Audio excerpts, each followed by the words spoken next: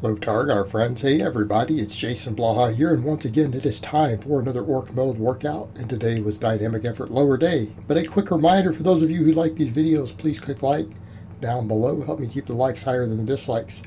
Very, very productive day. I noticed as I got into the speed work here, and yes, we did 12 sets today. I'm going more of what they're doing with West Side for the volume on some of this. So it's going to be mostly 12 sets of speed squats, and then I'll do like 6 sets of speed deadlifts because I'm using bands. But we'll get over to that in a minute too. We got to test the deadlift bar out today, my Rogue deadlift bar. Used one. I got to use one. I actually have another really good power bar coming also as far as deadlift bars go, but it's going to be a while. It is very back ordered, and I bought it last month, so we're just gonna have to wait. But I got a decent deal on a used Rogue deadlift bar off eBay. Still, you know, as much as we pay for a new one with the shipping and everything, but we'll take what we can get these days. Minor surface rust on it, I cleaned up. But it took me a bit to kind of realize with this bar on Speedwork, I have a different foot placement than I've been using. I've noticed I need to go a hair narrower. Now, people are going to say as I get faster to the end, well, that's still pretty wide. Of course it's wide. Of course it's wide. But what I'm finding is that putting the edges of my feet to the full sides of the rack, right? Like getting my heels up against the edge, I'm just not getting as much power. And these got faster as I went, as I adjusted stuff, and I started finding that when I go to this deeper box, I can't go out as wide and still hit the box. Like I really struggle with depth, and I'm really slow out of the bottom. But as I went wider, or went narrower, I found that I was getting more and more speed from that deep position. So I'm happy with that. It's letting me know that I've probably been, even for box squatting purposes, I've probably been going a hair wider than I need to. I just kind of get those toes out a little bit, and I don't even need them to fully touch the edges, just get real close.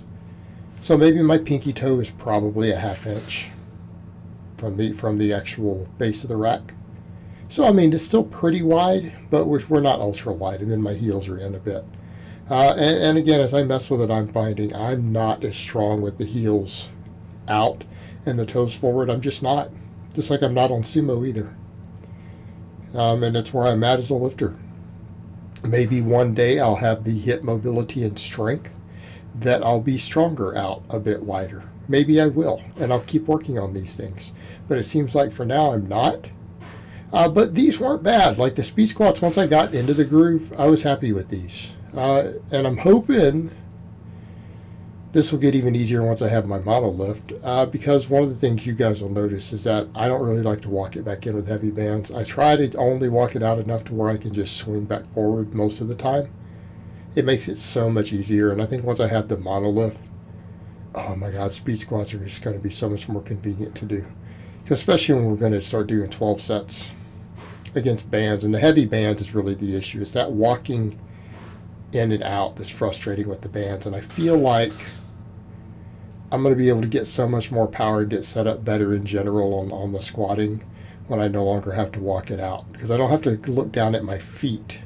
Okay, I can just set my feet, dig in, get my chest and chin up, and just drive. And I think some of my upper back weakness that we do see is possibly going to disappear more as I get better at that.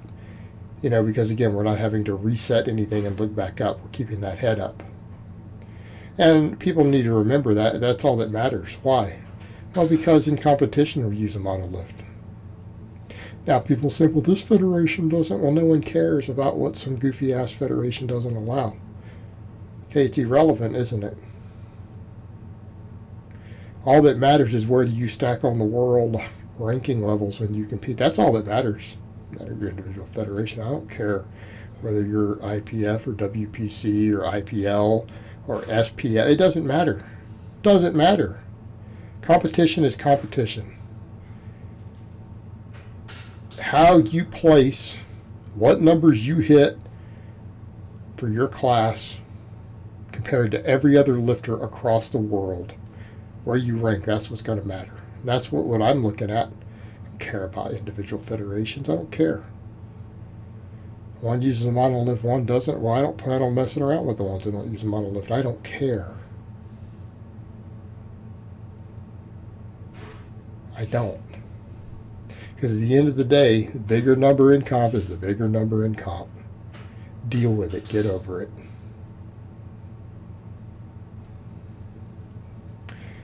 And for people saying, well, tested and untested, oh, like that matters either. Drug tested doesn't mean drug free. Shut up. I seriously doubt anyone's placing well at the world level in the IPF clean. Get realistic. Okay, you're delusional if you think that they are. Now, back over to the training. You tell I'm still aggressive from my training today. I'm in one of those moods today. So I came in and just killed it. I've just been in one of those moods where I'm just like, you know what? We're going to kill it. I got a great night's sleep last night. I slept like 10 hours. Like, oh my God. I woke up a couple times, checked some messages and stuff, but slept 10 hours. I woke up feeling great. Feeling great. And yeah, training went good though otherwise. But you know, we learned a lot today. It was a valuable session, got a ton of work done.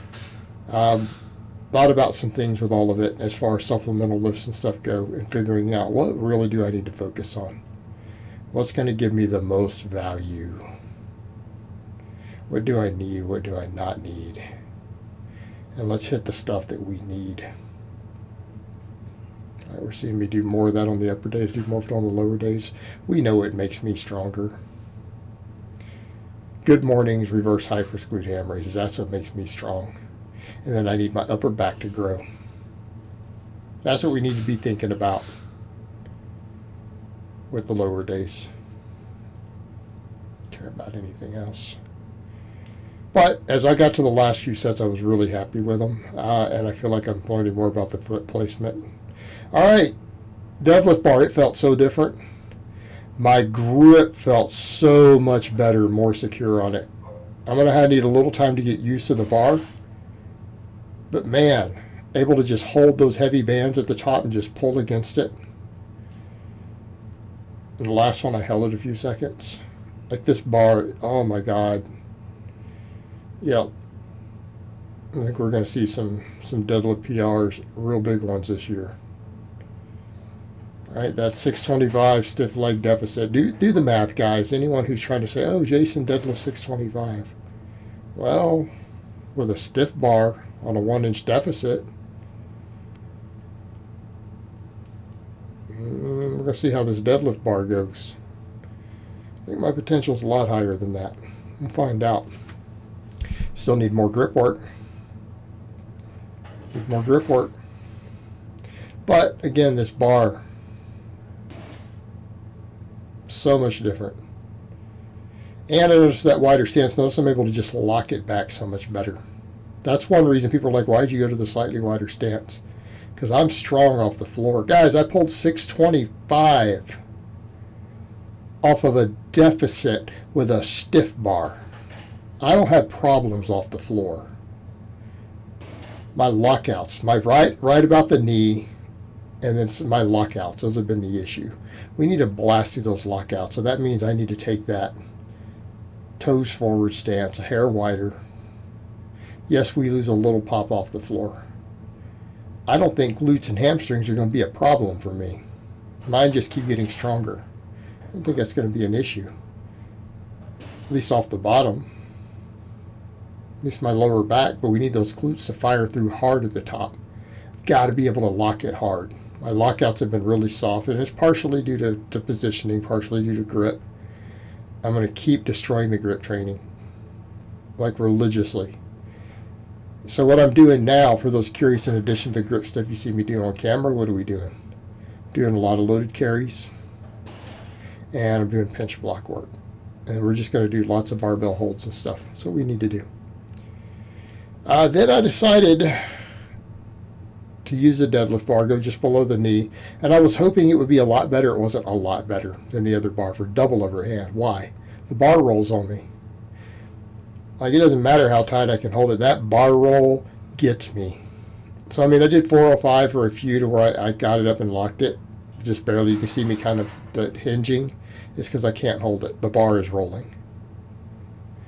I wanted to just get some heavier double overhand to where I could feel this new bar in my hand, feel the deadlift bar in the hands. And these didn't go as well as I'd hoped. And I think what I need to do, I need to do a couple different things. I think these rack pulls double overhand, I don't think that they're the best way for me to approach this. If I'm going to double overhand, I'm just going to start pulling from the floor. Okay? Just pull from the floor and then try to hold it at the top. No need to set up the rack. It's actually easier with my full-size deadlift jack, which I have now. It's easier for me to just do it right there on the floor than to go mess with trying to set the straps and all that. If I'm going to do rack pulls, I need to do them above the knee, and I need to do mixed grip. Why? Forcing the heaviest weight possible in the mixed grip for a hold. So I need to maybe do some of those as I get used to this bar. Toughen my hands up for this bar. But that one, if you guys saw, I just couldn't. Like, the bar was rolling. So if people are saying what's going on with it, why are you just having to drop? The bar is rolling. And when that bar starts rolling, I can't hold it. It just rolls down my fingers as soon as that bar roll starts. So I dropped it down to 315 and held it for like 10, 12 seconds just to get a good squeeze, practice holding it. And I think what I need to start doing is like 365 from the floor. Do just the holds at the top and just build it up with this bar. And then I probably need to maybe do some of the rack pulls once my hands toughen up to this bar to where I go for like a max grip hold for like a 1 rep max. And that might be something we do on max effort day. Then I started looking at it. I've been getting really good at the glute bridge again, and I very, very, very quickly broke my all-time rep work PR by 10 pounds on the glute bridge. And I've been going, oh, I need to get to 5, I need to get to 600. Then I started looking at it. I don't know, it kind of beats me up. I'm good at it, and I have a feeling I could come in and just keep getting stronger and probably come in and PR the glute bridge again. But it's not working everything I need it to work. It's a good glute exercise, but it does have a lot of fatigue relative to the stimulus. I mean, look how much weight I have to use on it. I'm up to 525 for sets of 10 to get good work out of it. Hey, I can do good mornings for my glutes. What else can we do for glutes? Keep pushing the reverse hyper. I just need to get as strong as humanly possible on that reverse hyper for the stricter reps, which I'm doing. Like, I want to get to 500. I get to 500 for sets of 10 on that bad boy. I think my glutes will be on point because it hits my glutes hard. So I decided for these, mess with this bar a little bit. I have a much, much better safety squat bar inbound so that I can do more upper back stuff because I don't like the one I have now. And I did quite a bit of research, and you guys will see what I get later. But I decided to do these stiff leg, narrow stance, coming to a stop on the slings. Now, I didn't go that heavy, but they were challenging. And not everything needs to be limit sets. I do so many limit sets. Not everything has to be pushed at the bleeding edge. We just need to get strong, progressive overload, everything else. So this is only 232. Now, you guys know I'm doing 365 for sets of 10 with the bent leg on another bar. Talking about getting to 405. But when I come to that stop on the pins with the stiff leg, this is a really challenging exercise, and it was challenging. Now, could I have probably gone heavier? Yeah. If I keep doing this using these bars, I probably will. But I may start doing these with a safety bar soon. You know, and if I do them with a safety bar this way, it's just about my upper back in addition to some posterior chain. It's going to be good mornings. I mean, really, those are my staples. That's really what has built my lower body strength up. Again, has been good mornings. And at least I get some upper back work. And that matters. Because if the upper back is a weak link on my squat, if I'm messing around with other stuff and glute bridges and everything, I'm not working that upper back. Okay. Things like this have a better stimulus to fatigue. Probably better use of the slot. Because I also need the upper back. I don't need just my glutes and everything to grow. We need my back. So, you know, this fits the bill. Fits the bill. And like I said, these were challenging. couple of the reps I just kind of tapped, but a lot of them I tried to come to that dead stop and then drive it back up. And we'll mess with some max effort stuff for this later too. But again, challenging. Then the snatch grip deadlift. There's my figure 8 straps. Now I'm going to be honest with you guys. I really messed up in the way I use these straps on the snatch grip deadlift, and it really tore up kind of the skin on my wrist. And then I realized there's a better way to do it when I started messing with them, which when we get to the high pulls, you guys will see, and it was so much more comfortable. Like I stopped after 2 sets, and I'm like, these were challenging, and I want to build my work capacity. So what am I doing? I'm doing some 5s here. All right, I am going to take a few lifts that I'm going to do some lower reps. Doesn't mean that I recommend most of you guys do that. Some of my clients are going to see this, and they're going to be like, Coach, well, why don't I get to do 5s? Why is everything 10 plus? Set my speed and max work. Well, because you haven't paid your dues and you're tiny. That's why. Put on another 10 pounds of muscle. Okay, then we'll talk about some 5s. But 375 is what I believe I have on here. Yeah, 375. 2 sets of 5. Now I've been doing some sets of 10 with 315. I need to work up these 5 rep sets and build my ability to do 3 to 5 of them. And I think the strap change will help as I've learned to use these figure 8 straps better. Once I learned them, they were really comfortable. Right? They grip good, but the issue is that they were severely uncomfortable, and I have big red marks around my wrist from them. Well, you don't want them on the wrists, and I realized that later. They go on the hands. So those are a couple inches too high, like they need to be further down. And I learned how to get out wider on the snatch grip with it with some practice. But these sets, it wasn't there. But they were challenging. But let's set some realistic stuff. We need to get these up to 405 for 3 to 5 sets of 5. Okay. Maybe we get up to 500 pounds for reps. Wouldn't that be something? But again, the upper back. So people say, why do you do these? Well, totally different from a deficit. Deficit deadlift and a snatch grip deadlift, even though they both make it harder in terms of range of motion, they change where the range of motion gets extended in terms of hip angle and everything. But this is really upper back specialization, and I need it. Glute ham raises, I stopped at 4 sets. Only 3 got recorded. I'm not happy about that. So you only see me do 3 sets today.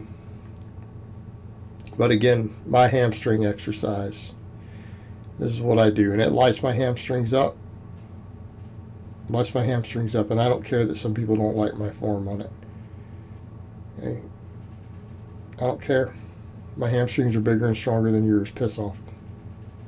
You probably can't even do 1 rep on this setting with just your body weight. And some of you guys want to argue, well, I think I can. Well, except that you probably don't do high reps with heavy weight on good mornings either, so you don't have strong hamstrings. Trust me. This is harder than you think it is. But you know what? I have no way to control my form of my torso. It's one of those things that people could say, well, why don't you do this or that? Because it doesn't feel right. Like I would almost have to be able to see myself real time filming to adjust it. There's no way I can adjust it once I get on the bench. Like I don't feel that torso lean that you see there. Like I feel like I'm perfectly straight. But that's okay because we're still hitting the hamstrings. Either way, my hamstrings and hips get crushed. They get crushed. I obviously have strong hamstrings based on everything that we see. And this makes them stronger. So again, I decided let's keep this in twice a week, not worry about glute bridges and all that. Let's hit these movements that we know have done really, really well for me. Use the movements that have done well for me. Keep the posterior chain getting thicker and stronger. All of it. Every bit of it. In addition to all that extra upper back work. Which the upper back, what are we getting? We're getting upper body days too. All the pin lay rows. We're coming back in, pushing pin lay rows hard. I started adding in some of the wider grip standing press, again, upper back. But then we're doing all the snatch grip work, the snatch grip deadlifts.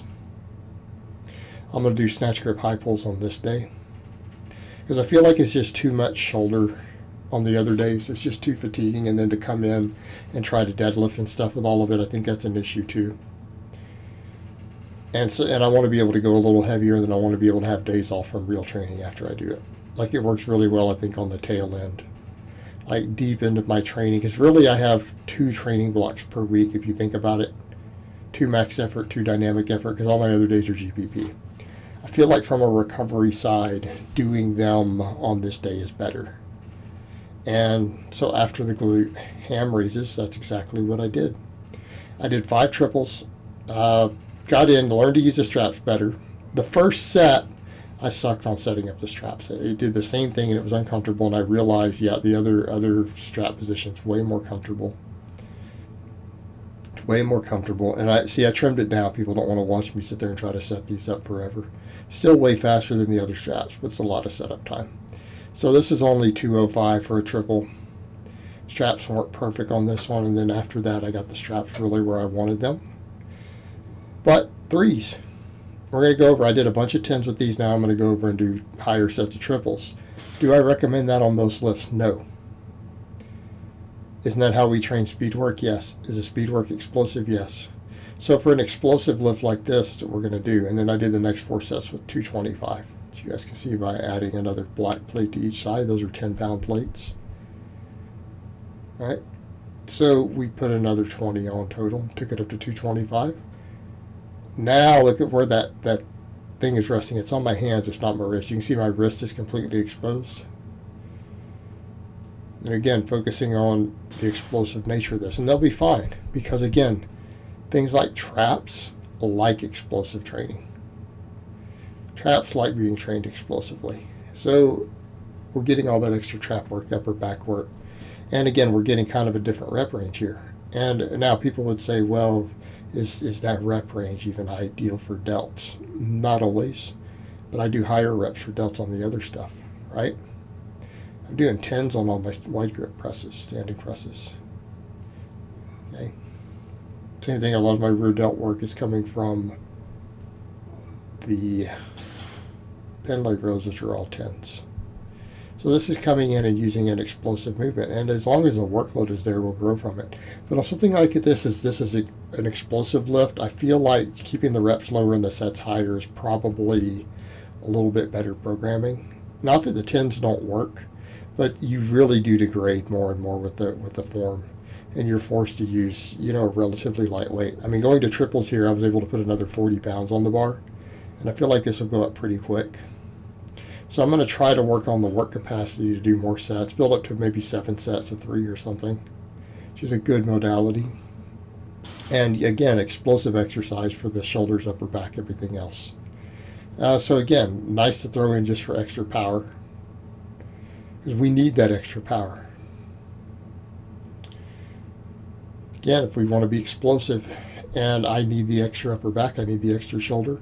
So again, I didn't want to pull these out completely, and I noticed they're easier on my shoulders. They're way easier on my shoulders in general with the heavier weight. And I think it's because, again, we're not dealing with some of the fatigue that accumulates.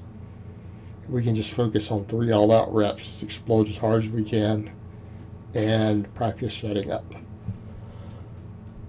But 5 triples a day, we'll build up to more, and then get to 225 for that, and maybe build it up, and maybe try to get up to like 275 or something for 3s. And we did the reverse hyper using the newer technique I've been using now. And again, I'm maintaining tension at the bottom. That's the main thing, is that I'm not letting it come all the way forward. Yes, it's a continual motion. I'm not trying to pause, but I'm trying to not cheat because I'm not letting it swing forward. I don't have momentum to really help me because I'm stopping it on the way down. I'm trying to stop the eccentric. And so I don't let it pull all the way forward. I let it get down to the bottom, get that low back into a stretch where it pulls on the spine, and then immediately reverse it. And again, strength is going up on this method. This is up to 430. And I think, you know, realistically, let's see if we can get these up to 500. If I can keep them strict like this, get up to 500 for sets of 10, I think I'll be good to go. And I ended up doing like 14 or something on the last set. I'm like, let me just, because these don't feel that bad, let me see if I can get more. And ended up pushing it out to a little bit higher. So again, with this in here, I don't necessarily need the glute bridge.